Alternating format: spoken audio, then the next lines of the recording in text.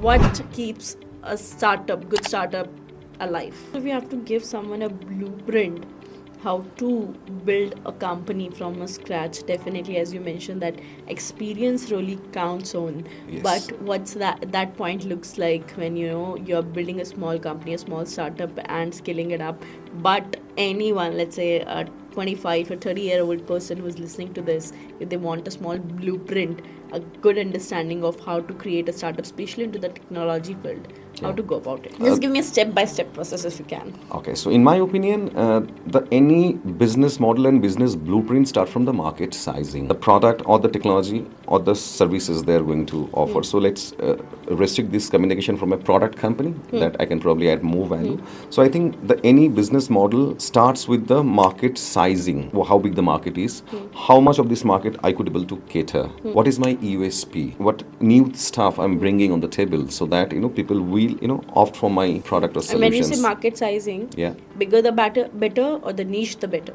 You cannot give a kind of generic answer of this question. Definitely niche is better, but niche also impacts your market Size. sizing also. Yeah. So your opportunity becomes limited. So it doesn't matter. I mean, suppose you are entering into a kind of crowded market where the addressable market is huge. Even if you get 2 or 3% market share, that value becomes bigger, right? So that is very important, the market sizing, the USP, what is the uniqueness of your offering. Number 2, the after sales service. How strong is your service backbone? Do you have of your own? If you don't have, please get it outsourced and create ecosystem around it. 3, a set of strong team who also carry the equal set of passion as the founder. That is very important. Without a team, a successful business is not possible. You name any big business entity, it's not the founder who has made this.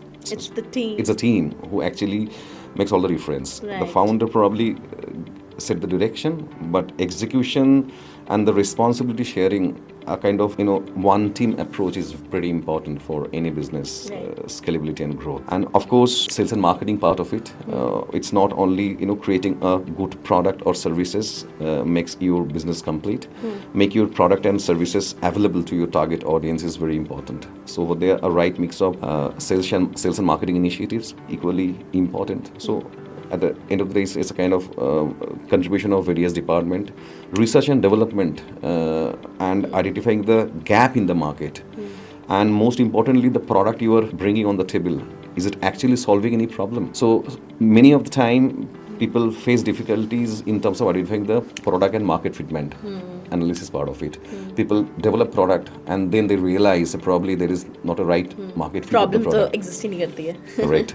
So market fit of the product is very important. Identifying the right set of problem, and most importantly, the product developer or the innovator, they perceive like this is probably solving the problem, but we need to get it validated through a kind of prototyping, whether it is solving the problem the way the innovator is perceiving that's the solution of the problem. So all these parameters needs to be checked before the entrepreneur jump into the market.